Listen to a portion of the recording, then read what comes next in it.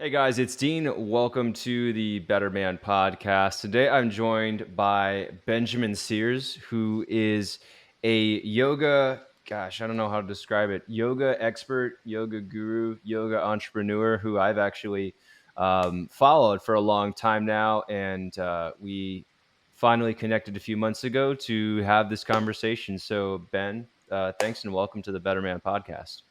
Thanks, man. It's an honor to be here. I appreciate your work out in the world, bringing yoga to men who need it in whatever dose is appropriate at the time. And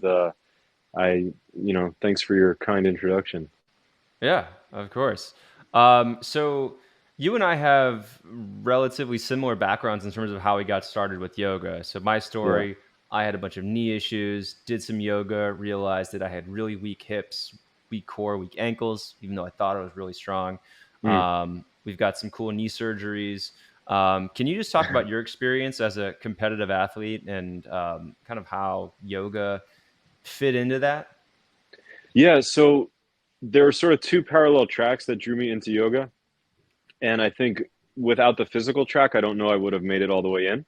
And the Mm, reason for that is that I had, in my early 20s, I had two herniated discs in my lower back. I've had a sequence of knee surgeries, all sorts of injuries. And really, it was the back injuries that drove me into yoga. Similar to you, I had been very into sports. I think we both played lacrosse. yeah, And very nice. Yeah, and I just always loved being active. And what I know now is that based the way that I was training was completely counterproductive for the way that my body is designed Mm, from a structural standpoint. Because basically I have this like hereditary slight like dysfunction in my lower back that mm. causes my sacrum to be like pushed forward over my pelvis. It's actually very common. It's called spondylolisthesis. And so Oh all the yeah. training, all the training that I was doing, I was just layering on this like muscular cement around my body and tightening everything up to the point that the only hinge point I really had remaining was that one spot in my low back where the two discs went. And so, I knowing now what I didn't know then, I think I could have been a better athlete and an athlete with a lot more longevity and been able to weight train and all that, just sort of done it differently. So, I got to the point where, like in my early 20s, I fit the modern definition or the sort of the silhouette of modern fitness, so to speak, from an aesthetic perspective, Mhm. but was pretty broken. My favorite thing recreationally to do is skiing, and I had a ski racing background, and just to give you a little like context, to go skiing when I was like 20 years old, 21 years old, just for fun. I was no longer competing at this point. I was taking like 600 milligrams of anti-inflammatories Mhm. and Percocet every 2 hours throughout the day. Oh So by the end of wow. the so like by the end of the ski day, it was like I didn't even know where I was, let alone like if I had had a good ski day. You know what I mean? I mean, Um, it sounds like you had a really good ski day, yeah, honestly. I mean, I might not have even left the condo. I don't know, but it. Anyway, that was obviously not sustainable, and then it kind of all came to a head on Super Bowl Sunday. I was living in Los Angeles, going to UCLA. I think it was my last year, and I got rear-ended on the way to a Super Bowl party. And from Mm. that point on, basically, anytime I tried to do anything physical, my back would like go out, Wow. or whatever that phrase means. I would become relatively incapacitated, and so that I sort of went to yoga as like a last resort. And then parallel to that, from a young age, I'd always been interested in esoteric ideas.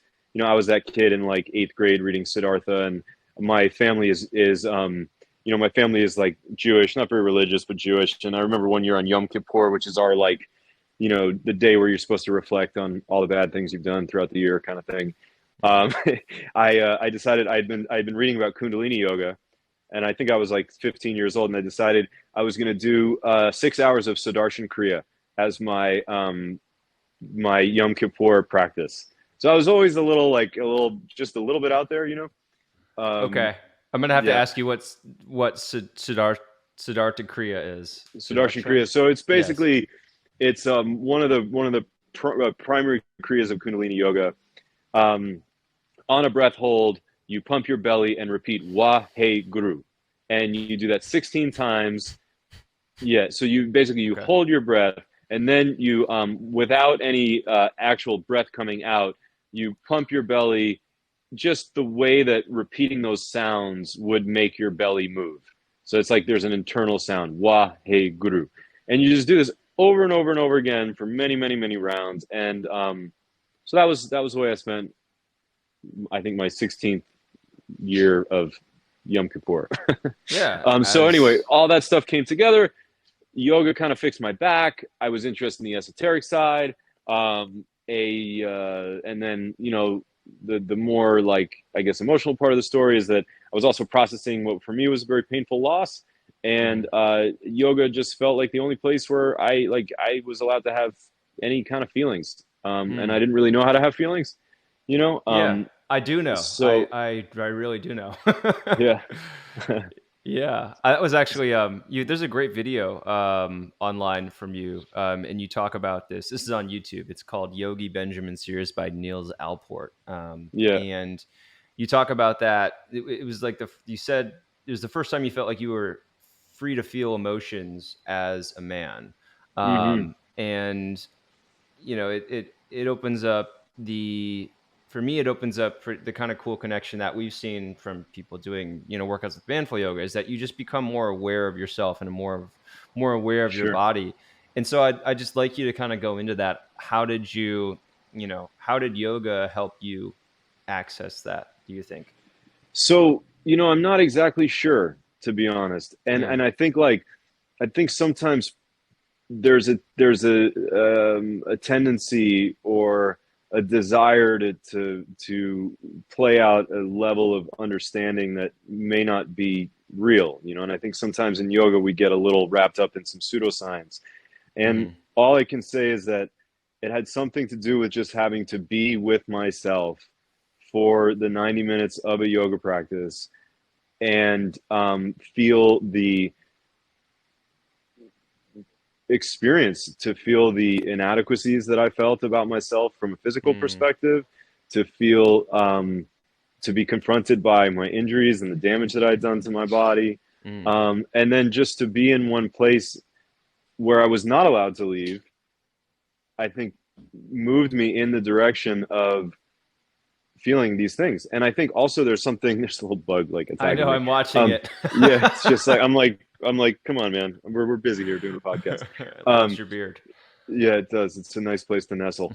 Um, so and then also I think that there's something about any kind of challenging physical activity that reflects back to you some of your like challenge points, in that whatever is closest to the surface emotionally may well become more prevalent through that challenge. It's just like anytime you're put under a level of duress, right? Like Hmm. whatever's closest to that surface point will come up, and then it becomes about, like, does what you're doing give you an opportunity to, like, process and use the feelings that are coming up in a way that's productive, and does it give you tools to do that? And I think that's really how yoga started to affect me and work on my psyche. I remember, like, very clearly moments of, like, feeling in practices like, oh, there are feelings happening. I think I want to feel them, but I'm not sure if I'm not scared about that. And Mm, then another piece was this idea of, like, being a good person, right? mm, Like being conscious and conscientious. And I remember, like, very clearly, I was living in Soho at the time in New York City, and it was like early on in my sort of, like, getting serious about yoga. I was, like, drinking my sprouted organic free range vegan smoothie that I just learned to make. And I was, like, looking out the window and just thinking, like, one day I think I'm going to be a good person. And it's not that I was that terrible, but it was just like, I remember sort of having that moment of, like, of consciousness, that I mhm. think was brought on by the work that I was doing in the practice. Yeah. It just makes me think about how kind of being in yoga world, so to speak, like Hmm. just gets you to think about things like that more frequently. Yeah, Like I just yeah, remember I haven't been in yoga world in a long time, but when I first yeah. started yoga, and I was getting into it and also doing yoga teacher training, like I felt like I was in yoga world. I was going to Hmm. classes like pretty frequently, um and I was going to and I was interacting with lots of other people who were really into all of yoga, and I just you start to think about things that you wouldn't normally think about, or Sure. you start to talk, you start to have conversations, kind of like you're reading something out of like a life coach book, or like Yeah, a and then there's you also, I know think there's also an element of it where it's like there's these may have been inklings, or like embers, and then you start to get vocabulary around it, and that's the beautiful thing about community is you're like, oh, you're feeling this too, mm, and then somebody articulates their experience, and that gives you a vocabulary to help delve into your own experience. And I think one of the best things about modern yoga is the community that it creates mhm, around studios, even now online, and being immersed in those scenarios and having sort of frameworks presented that allow you to traverse your own inner landscape with a little bit of a map. I think mhm, is really the magic, because ultimately, I mean, that's what all these practices are. They're like maps that you use to go explore yourself. mhm, But then there's no. It's not like you get to a destination. You're like just over and over mapping the territory, and I think that's why it's important to continue to develop your skills and techniques, because the territory is going to change. Your territory will change. And mhm, what practice meant to me 10 years ago, 20 years ago, 5 years ago is different than what it means to me now. But I do like to think of the idea of like everything to some degree as practice, and I think that can be a very liberating way to consider life, even like in your interpersonal relationships.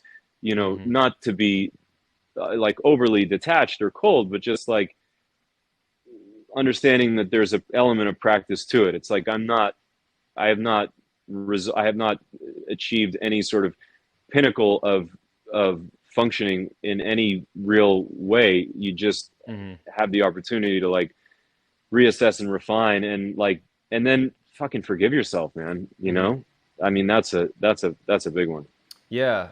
I mean, so it sounds like, and this is a theme that, you've probably heard a lot about if you've done yoga before, if you follow other yoga instructors, but it's the idea of practice, of just getting better at something, but it's incorporating, it's thinking about how you do yoga, Hmm. and you do new poses, you try new things, and you have to repeat things to get better. And it's finding all these, it's finding that it's finding that you can apply these concepts of practicing yoga to whatever aspect of life, or whatever practice in life, whatever it is you're in life you're doing.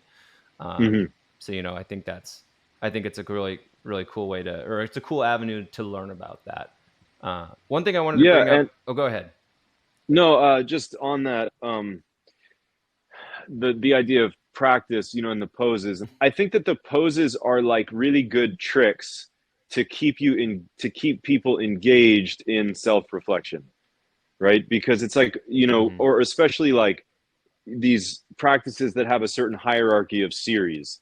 It's like, oh, well, I got to do level 2, I got to do level 3, and it's like the the real purpose of these different poses. It's not like I think there's a little bit of oversell as far as like, well, if you get to series 8, then you're going to be in perfect health for your entire life. And it's like you actually don't need to wrap your leg around your head with your while sitting on your own head in order to be healthy.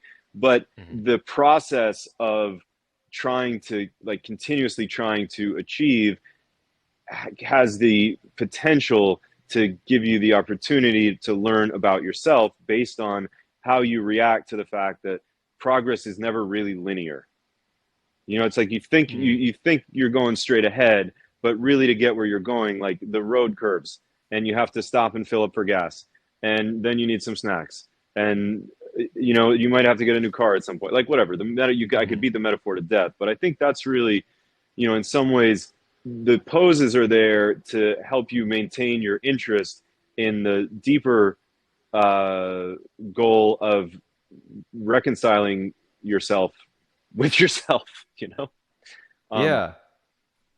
So that brought up one thing I'm going to ask you about in a second, but the one thing I want to go back to was, how the physical experience and the challenge of mhm. yoga kind of opened you up, because it's not just, it wasn't just that you were it wasn't just that you were, doing exercise in a new way or Hmm. focusing on your breathing, you were also pushing your body in Yeah. new ways. So it sounds like, to me, it sounds like the intensity of the workout Hmm. was also opening you up.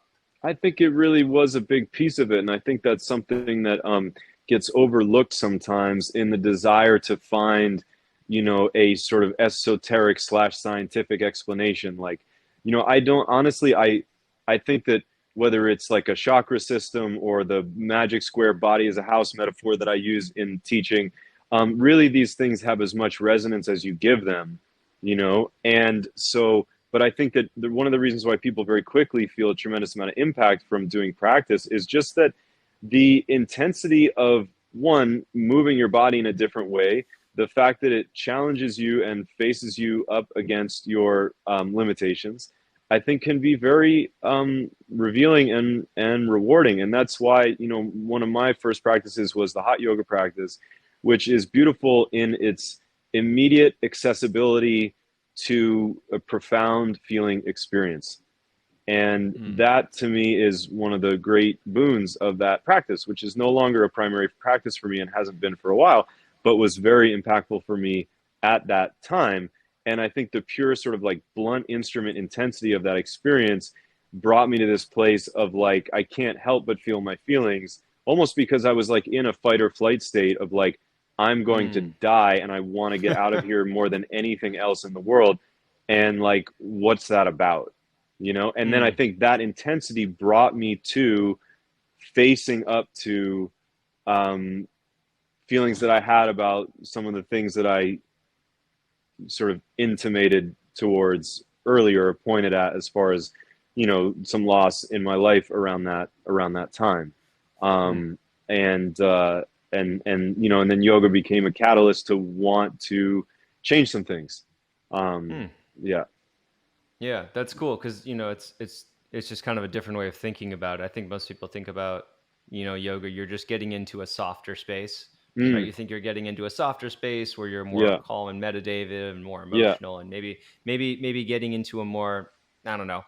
It's 2022, but I'm gonna say getting into more of like a feminine side of things, just because Yeah, I it's think you can. softer. Yeah, you can think But like an allowing, a state of mhm, allowance, um, a state of, like you said, soft observation.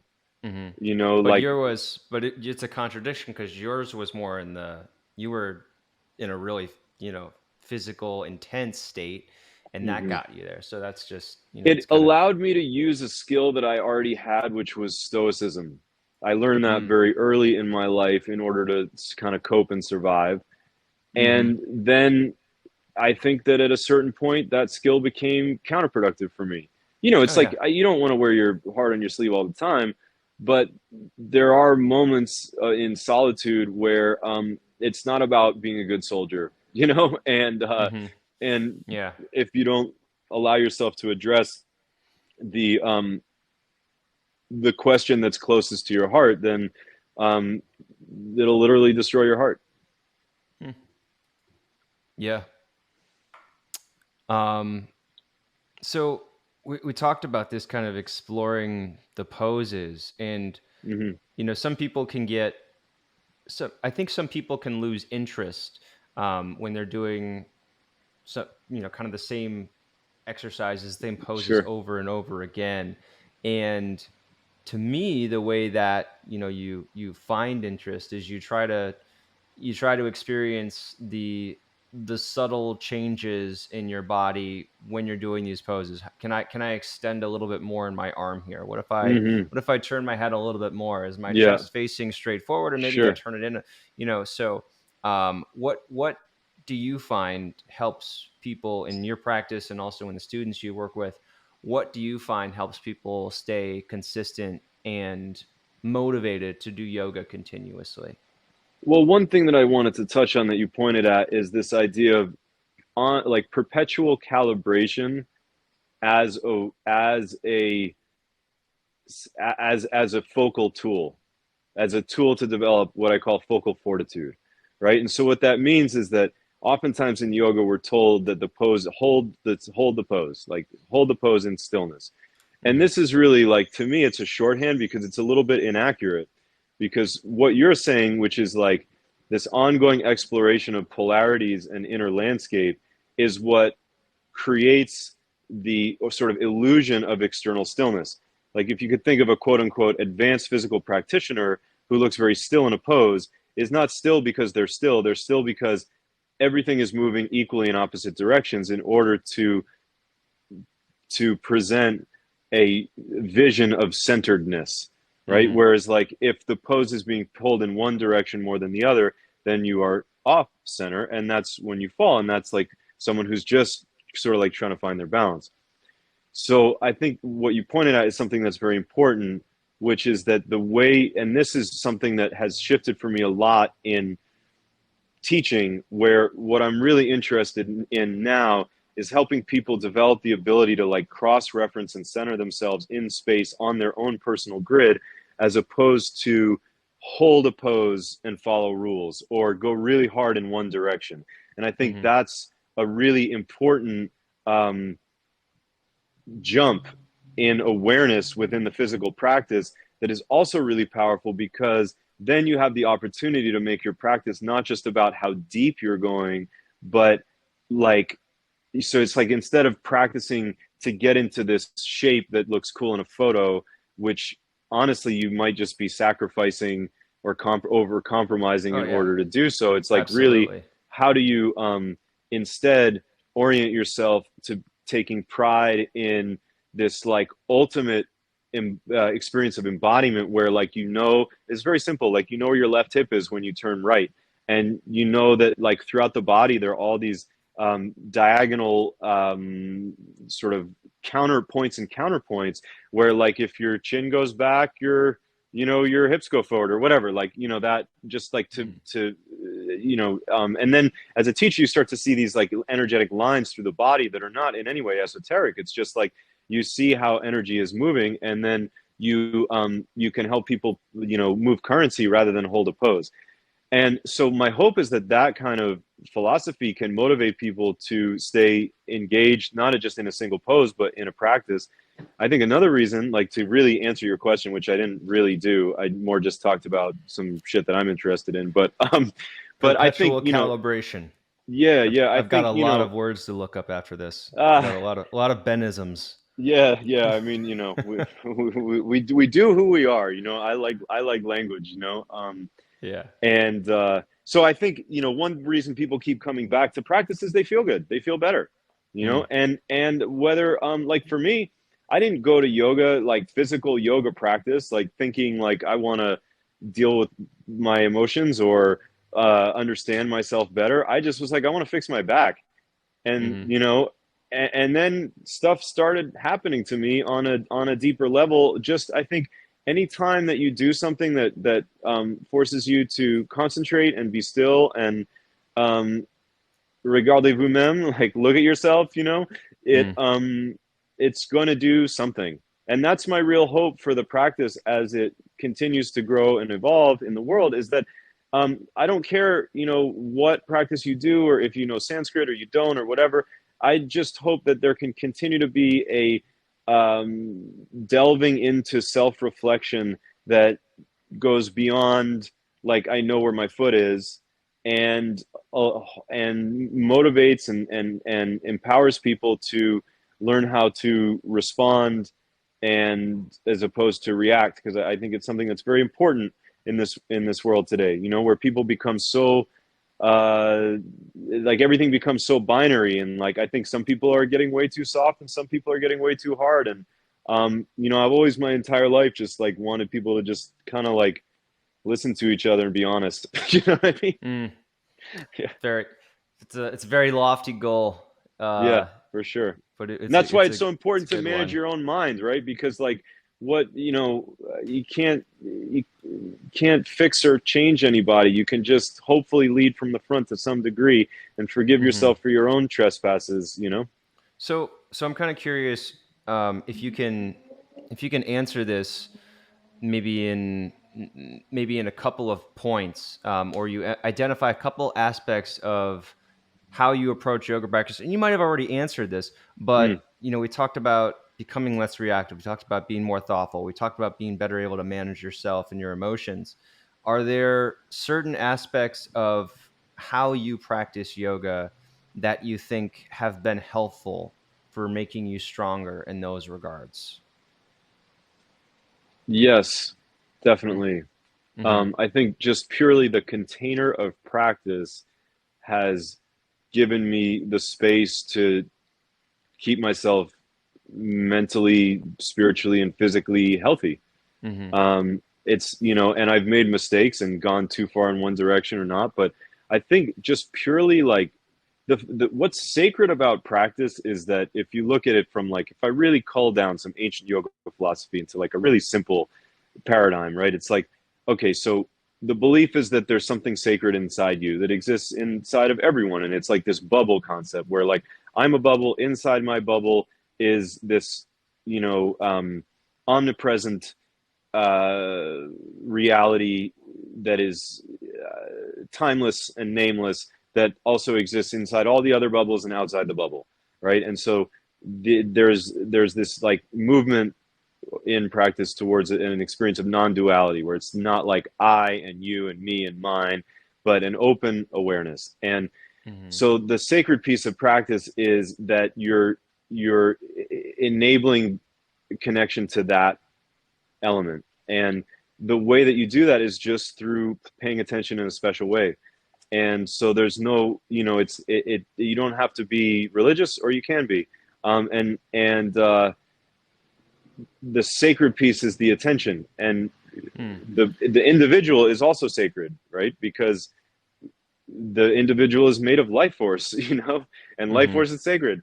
So the way that you pay attention to yourself is really what makes the practice sacred. It doesn't matter that you wear a cool yoga outfit or not, or know a mantra or don't. Mm-hmm. And so I think just creating that container where it's like, during this time, I'm going to operate differently than I do in the rest of the day. I'm going to be conscious of minimizing my distractions. I'm going to set some boundaries for myself, Mm-hmm. you know, and those boundaries can be very simple. They can be around how you're breathing. They can be around a mantra you repeat to yourself. They can be around the Mm-hmm. way that you want to focus and concentrate. I've gone in a lot of different directions with this, and now it's like in the physical practice, the immersion in myself comes from the way that I'm paying attention to my body and my inner mirror and referencing myself in space, and then trying to respond kindly when I'm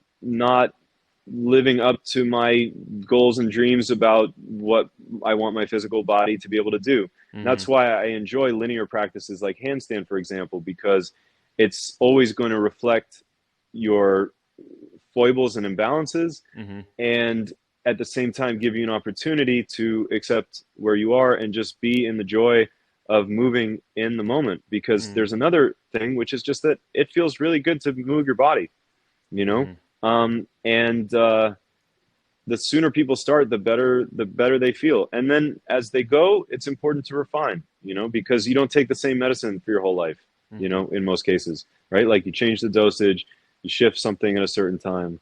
Mm-hmm. Um, Yeah. is So that? yeah, no, absolutely. I mean, so if I could zero in on one thing that you said in that response, it's the attention. It's Mm-hmm. the complete immersion in what you're doing. Yeah. Whether maybe you're doing a routine, you're doing a session or practice, and you're going to focus, and you say, I'm going to focus on my breath this time for Mm-hmm. 45 minutes, 30 minutes, however long you have. I'm going to focus on breath. Or maybe maybe you decide to take a body focus. And you're like, I'm really going to pay attention to what my body's doing and my Mm-hmm. technique. Or maybe you're just going to pay attention to your mind, and you're going to Yeah. say, I'm just going to pay attention to what my thoughts are and try to be more Mm-hmm. compassionate to what's coming up in my head. Sure. So I think, yeah, So it's the anything, like attention. the attention, and Hmm. anything can be a mantra to pull you back up out of the well of distraction and potential, negative, self-talk and patterning or whatever. And so one thing I like to, for example, I'll give you an example of that. Like in teaching, introducing a simple physical concept in the beginning of practice, whether it could be like the rotation of a shoulder, or how to use your foot in a certain way or something, and then returning to that and sort of like cross-pollinating that concept in different postures so that the postures all become delivery systems for information about someone's body. And then that's also like an anchor that people can come back to, right? So it's like, and I think it's a very, very cool way to learn, because then you start to feel like, okay, this is how I learned that thing about my hip. Oh, well, let's try it in this posture. Let's try it in this posture. And then people start to make their own realizations. And that's, I think, very inspiring as a practitioner.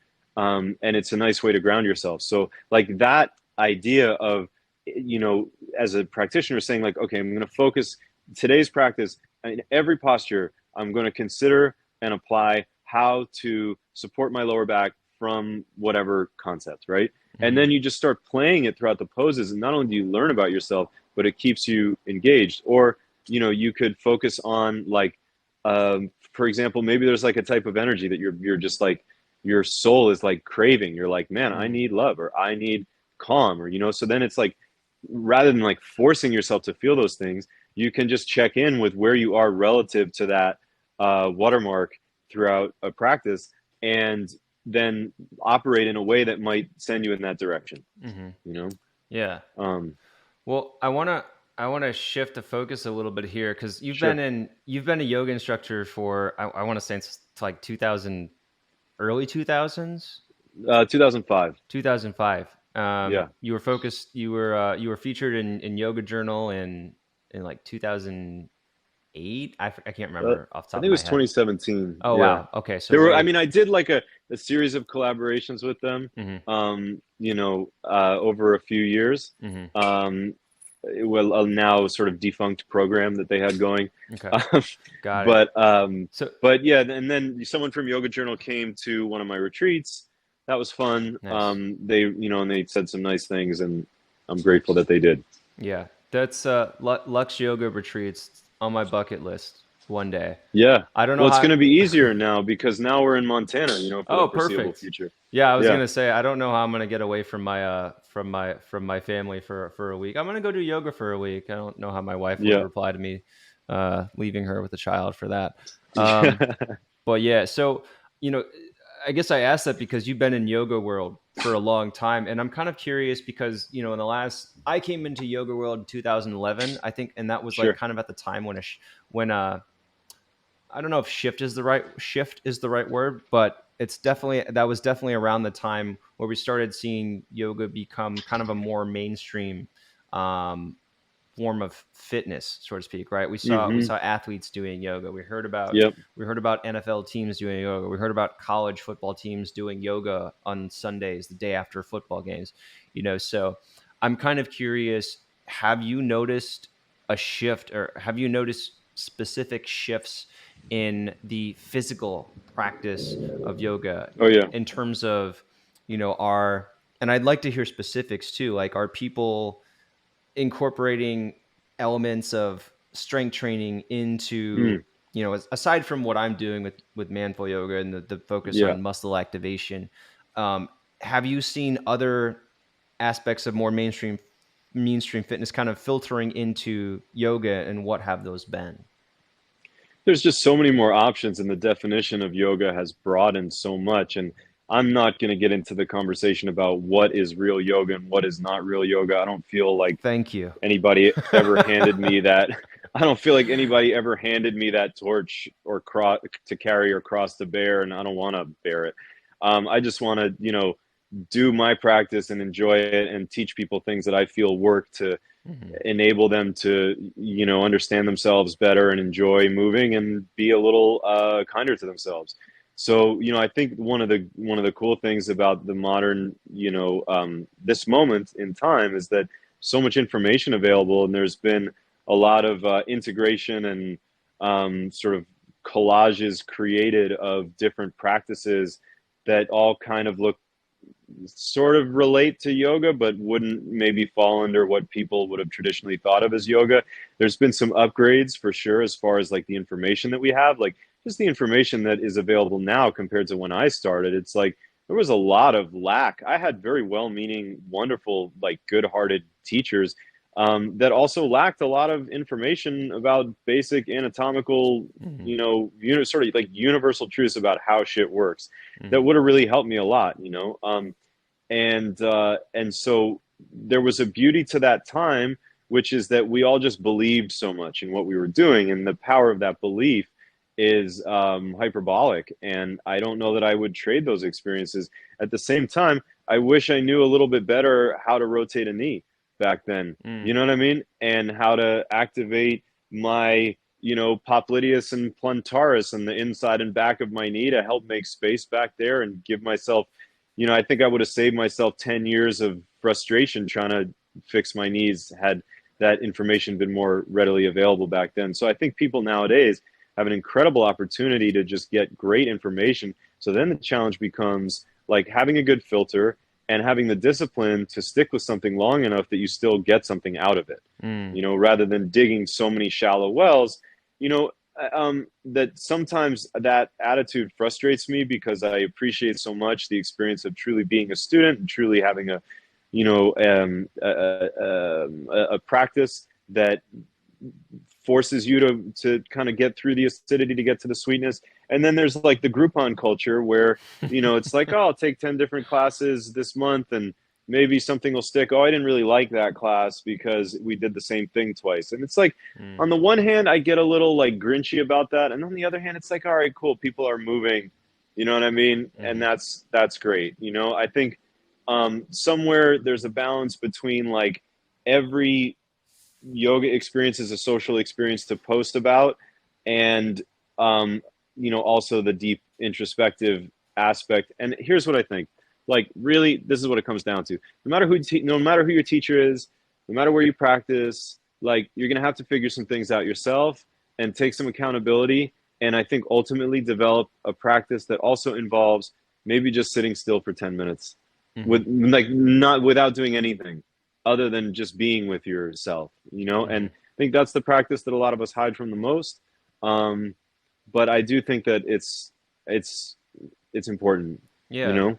Um, Yeah. I mean, I was actually watching a video today with some feedback from one of our customers who was talking about how he had tried a bunch of yoga, but nothing really found the right fit. Like it just didn't resonate with him.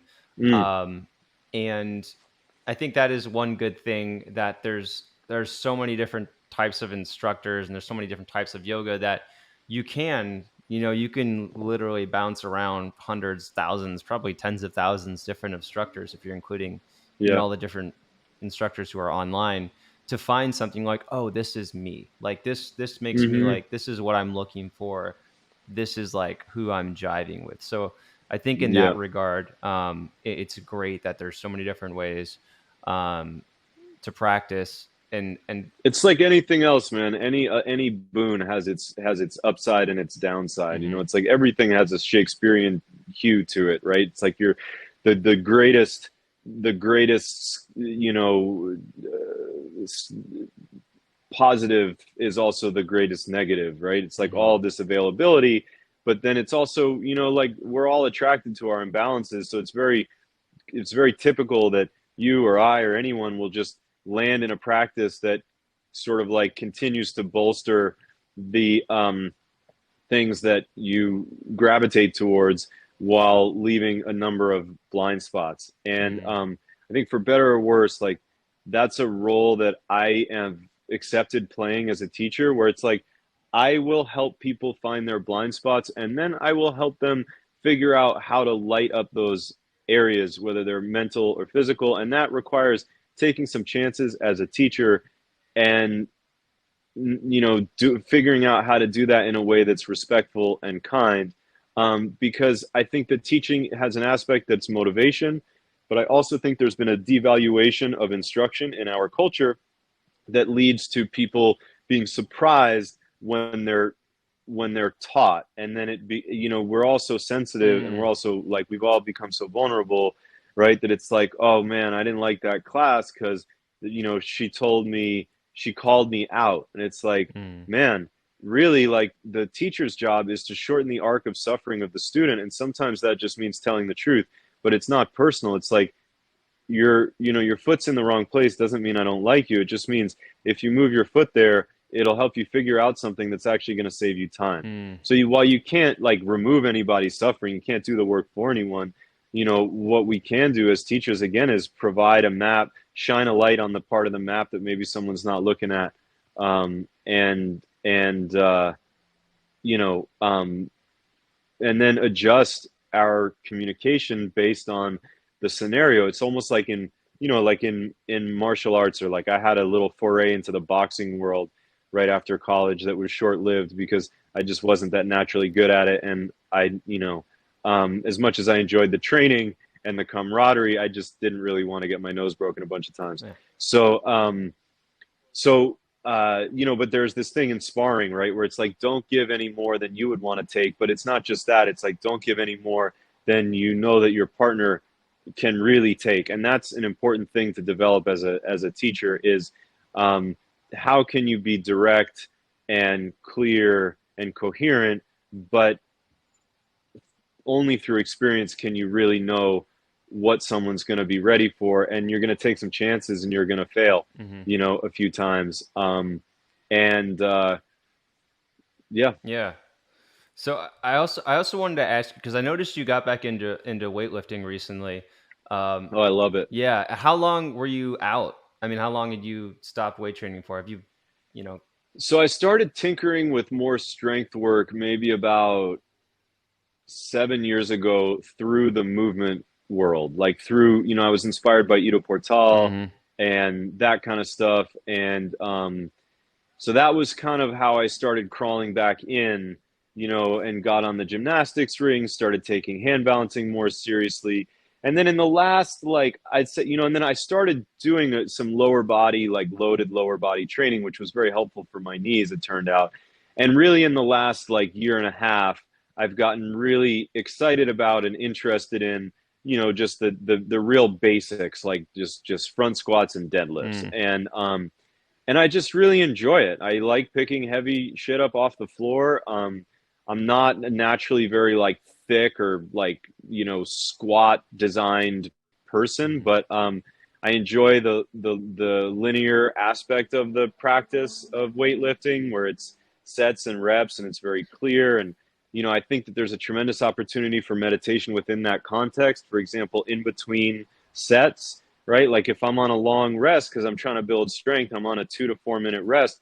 Like I can stare at my phone and swipe and swipe and swipe, which I am not, immune to, or I can set that timer and sit there and observe my breathing. And Yeah. that's, I think just like transcending the distraction and the temptation in those moments makes it as much of a meditative practice as anything else that you would do. I also simply like, I don't know if it's as a man, I can only speak as a man because that's what I am. But as a man, I feel good walking around a little bit thicker, a little more bouncy, a little more buoyant, a Mhm. little more boisterous, a little more just badass, Yeah. I, I, so, and my training has changed so much with all the mobility work that I've integrated into my practice in the last few years that I don't really feel like I'm missing anything. There are definitely poses that I don't do anymore, Mhm. but I don't really care about them.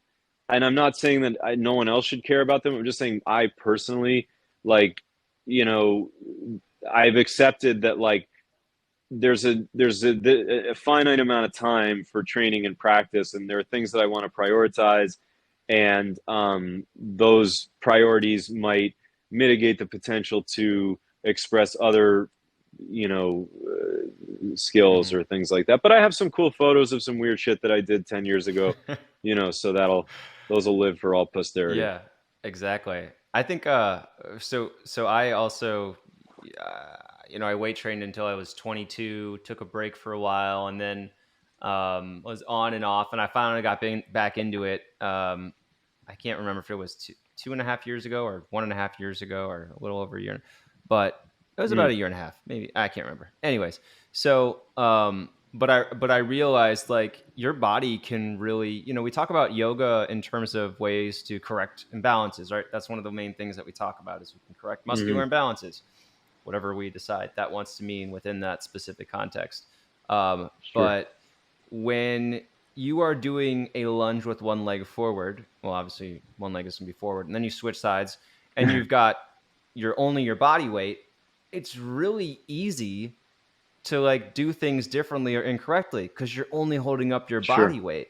Now, if we Yes. add some actual significant weight to you, Load. yeah, we add some Yeah. load. We add like, Stress reveals compensation patterns and foibles. And that's why, stress is not a bad thing. It's about the insight that you can take from the mm, stress to operate differently. And I think whether it's weight training or yoga, it's like if you want to get better at a yoga posture or you want to get better at a lift, the opportunity exists to use the information that you're getting to understand more about yourself. It's like, okay, what is the limiting factor, right? Like, mm, is it just brute strength, or does my back hurt when I deadlift because I'm not getting into a hip fold?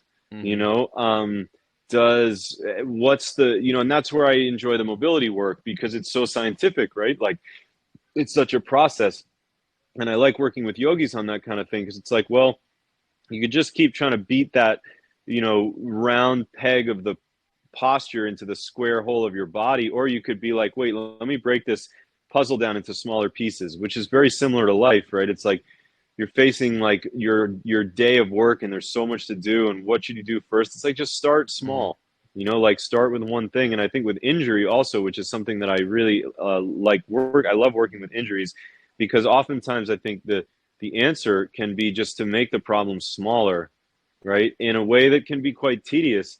But if you bring an attitude towards these things that's like doing this practice is an opportunity, it's not an mm-hmm. obligation, and just to, like that simple shift of mindset, which can be easy to forget, I think can be really like so powerful.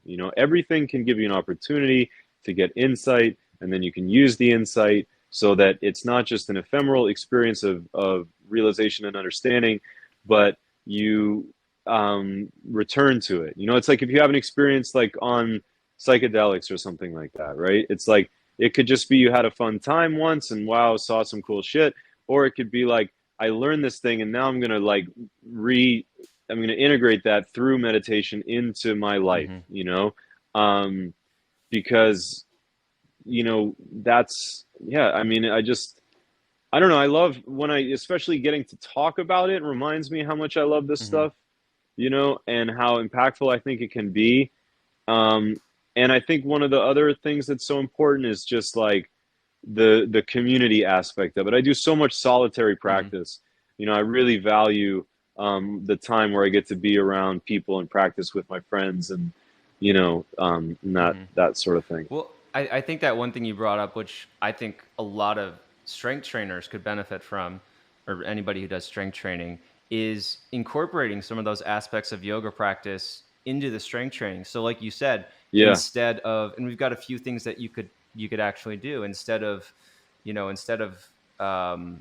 scrolling right during Hmm. breaks, you could just focus on your breathing, or you could just stand there and Yeah. be patient and experience whatever Hmm. emotions are coming up. So I think that's something that people who do strength training can learn from yoga. Now, I want to ask you one question that I haven't really specifically Yeah, I think, sorry, oh yeah, one go thing I ahead. want to say about that, like as with regard to strength training, I think it's like either like if you're there with your buddies and you're lifting, like enjoy those moments Mm, together. You know what I mean? If you're lucky enough to be doing that in a group, like, or with a pair, with a partner, or whatever, like be there for each other, present and engage, and put your phones down. You know what I yeah. mean? Because the moments of friendship are truly uh, alchemical, and magical. And then if you're alone, then allow yourself to truly be alone, you Mm, know. And of course, it's not always going to be like that. There's going to be a moment when you're at the gym and you just have to send an email in between mm, sets because you found a moment to crank in your practice, or your session in between all the other stuff you have to do. Um, but I'm really trying to be more conscious of like my walk home, like, or whatever, like how am I in my phone, or can I just open my awareness and allow myself to immerse in the moment? Because it's actually highly possible to have uh, tremendously beautiful and profound moments of awareness Mm. anywhere, literally anywhere, at any time, Yeah. because the magic is inside. The fucking chemicals are inside. You know what I Hmm. mean? It's just stimulation outside that creates an elevated experience within you that makes you feel a certain way. So it's like we can do that to ourselves Hmm. also with more Yeah. consciousness. So, we kind of talked about it, where you had your, your, I don't know what you want to call it, your breakthrough with yoga. But one of the things that we've explored a lot on this podcast, and where I found that we've had some really powerful dialogue, is talking about breakdowns or talking about major life transitions and working through them. And I'm curious for you, do you have a particular moment? Do you have a particular situation where something like that happened? And outside of yoga, or outside of, some of the things that we've already discussed today, what were some practices that helped you through that? So like if you had major, Mm. maybe you moved, maybe you had a different injury, maybe, you lost somebody, maybe it was a relationship change. What was something that kind of, really, really, really hurt you, or really just changed your Yeah. life, and how did you work out of Well, that? basically, I mean, every one of those things that you just said, I've gone through like every other human being has, and I've had my practice there as a backbone, And I think, for me, one of the things is like to return to that idea of opportunity, not obligation, right? Where it's like, am I grasping for my practice and forcing myself to do it so that I can, have this one shred of normalcy in my life, or am I enjoying the opportunity to utilize the moment to practice? And then, even though I might have a plan for a certain practice, like, can I gentle up on myself a little bit, and still get the work done, but maybe it's a Mm, deload day, that kind of thing. And then, honestly, like, I think one of the most profound practices that I've engaged in recent times is just literally, it's so simple, just telling myself mm, it's okay. Like, you're okay, man. Like, literally, I'll just say that to myself. Like, going through some hard shit late at night, up, not able to sleep and feeling like tomorrow's already lost. And just, it's like, yeah, you're okay, man. Like, literally, that's how I talk to myself. Like, yeah, you're okay, or like, I'll tell myself I love you. I mean, it sounds so absurd, like, but it's literally like, I'll just be like, I love you. I love you. hmm, I'll listen to music that I like, and like love songs, or like just beautiful tracks, and just think that, like, the song is sung to me. Like, the song, like how you sing along to a song, it's like, oh, I'm hmm, singing this to myself. It doesn't have to be to a lover, right? It's like, or to any, I can't think of one at the moment, but uh that's a practice that I'll do just like randomly. Um and um and then again, coming back, I've gone so full circle with all this stuff, where like now I'm really back into weightlifting and training, and I'm like taking creatine and whey hmm, protein and, like, you know what I mean, like that kind of stuff. And like, but also my meditation practice has really come full circle, where there were it had a lot of trappings. I did a lot of mantras. I used to chant. I used to do a ton of different breathing exercises. And again, I'm not in any way, like, when I say that I've moved on from something, it's not a judgment on that thing, because it had its utility in that moment. It's just like, where I am now is that I know what I need to do is sit the fuck down and not hmm, do a practice. Like, my practice is yeah, to not practice, in a yeah, way. totally. You know what I mean? Um, so um, and then my other practice is to have some stamina when it comes to real life, real work stuff, because I've organized my life for so many years around minimizing my responsibilities in order to maximize my Mm, study. Like, I respect a lot, like, your life. You have a wife, you have kids. Do you have, wait, I I forget, have how many one. kids do you have? Yeah. You have one. Okay. So wife, kid, like there's a level of responsibility there that I don't have, you know. It's not something, I mean, it's something I would like to do at some point. But I've been very mobile. I ran those retreats, I studied, I used the retreat center as a lab to develop the practices that I train people to teach when I teach teacher trainings. So there's also an aspect of like right now as I work on this Montana project and try to settle down there, it's like there are these moments of like, all right, man, put your money where your mouth is. All this like practice and self-reflection. It's like, can you use it to have stamina to deal with the, inherent challenges of putting everything I have into this project in a way that's like totally terrifying and Hmm. also really exciting. Yeah, I think those are all. I think you talked about some great mindsets and some great practices in there. So thanks for that reply. Thanks. All right, Yeah, I'm going to move on to my rapid fire questions, which aren't really that rapid fire. cool. What do you think is one habit, a belief, or a mindset that has helped you the most in terms of your overall happiness?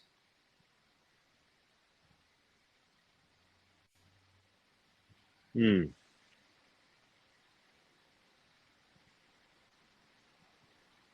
I think I keep believing in love. Hmm. Yeah, I've, you know, as much as I'm terrified of heartbreak and perpetrating heartbreak upon someone else, even though that's not really ever how it works completely. I just, I keep believing in love, and I keep believing in my. I keep reminding myself of my inner goodness and utility in this world, that like I've got something to offer. And that's why for me work is so important, because when I work I'm reminded Hmm. of that, you know. And my schedule can be a little like real intense, and then sort of like interim phase, and then real intense, and then interim phase, because I do all this Yeah. immersion work and that kind of thing. So um yeah, I Yeah, don't I know, does think it. that I think it comes through. answer I your. mean, I can. I've only had so many Okay. conversations with you, and so many text messages. But and from what I see from what you share with people on social media, it does look like you are that you find good through your work. You're not just doing it because I don't Yeah, know why you would just do that. There's probably a lot of other things you could do, but it looks like you're really bringing good into the world with what you're doing. So I think I've reconciled myself to the fact that like I don't have to be an absolute master of any one thing, because I'm not, but my ability is like I'm a good mm, curator.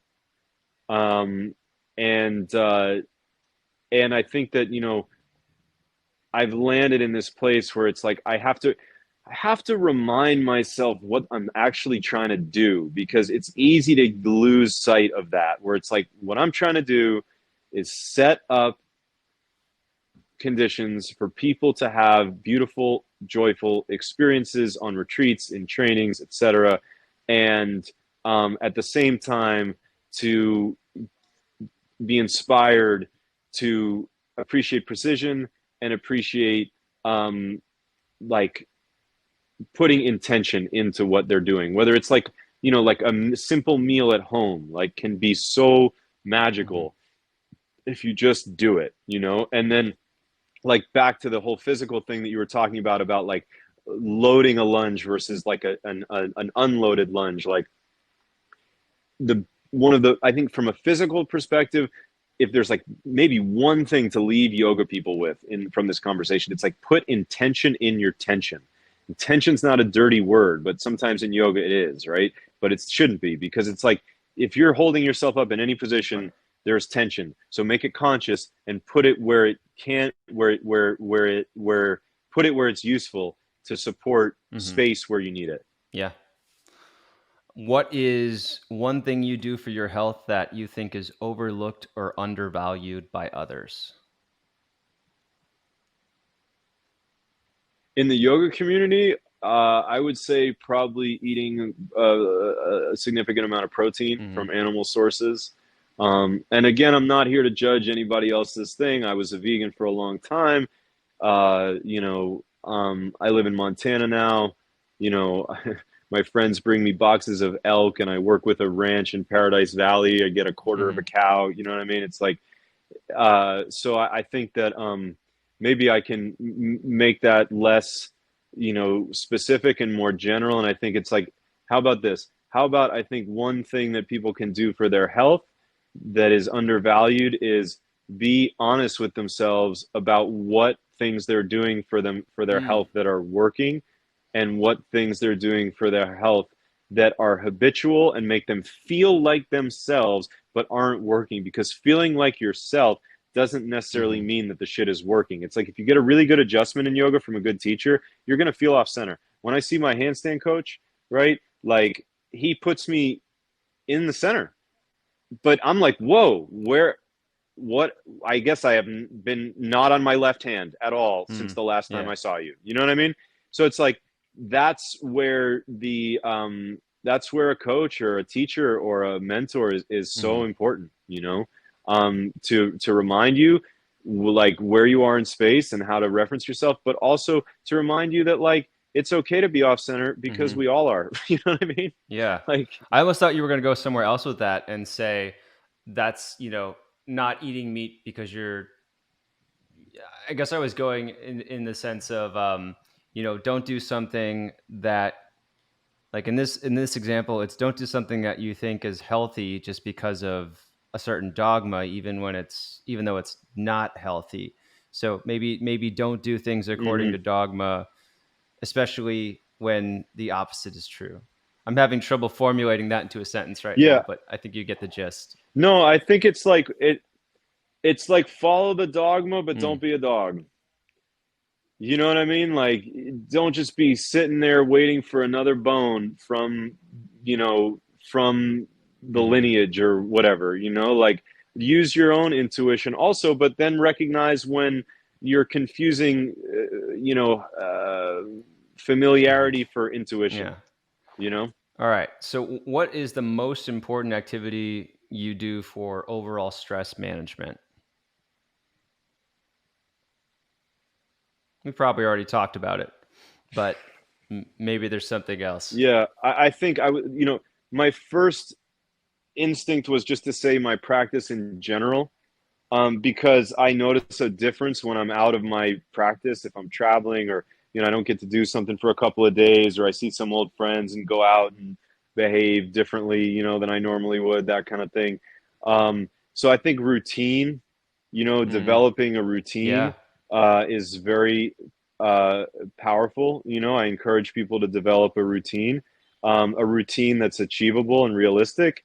And then also to have like check-ins throughout the day with yourself on Mm, your I mental like that. state, and have some tools in your toolbox as to like how to self-regulate, right? Because it's like you might feel great for the hour or 3 hours or however long you practice. You might have a frustrating moment, you might feel good at the end, but then it's like, what do you do to manage your mind when shit gets real outside of like, oh, this is Mm, stretching was hard today.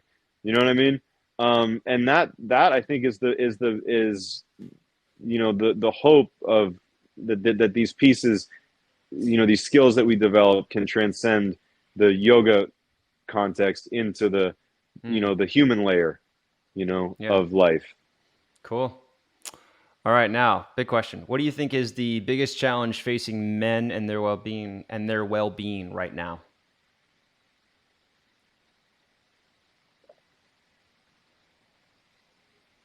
I think the biggest challenge facing men and their well-being is not dissimilar to the challenge facing any human and their well-being. I think that, this digital world that we live in can be incredibly toxic. And I think it's, you know, I think that just the challenge is to remember that how you affect yourself with your thoughts and your small circle is what matters most. Like, you don't have to win arguments on the internet. Mm, You know what I mean? Like, and that there's people around you that really deeply matter. And so Mm, start close in, you know, and I think that is really important for just overall health. And then I think that, you know, this I think there's something about the like comparing yourself to strangers on the internet thing that I think is very prevalent today. Um, but I think that competition has always been a part of life.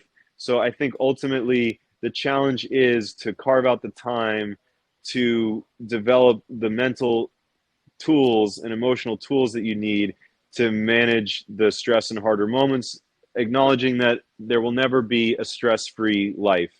But how we handle it and how we set up conditions to live can facilitate and empower a better experience of being alive, even mm. in those moments. You know,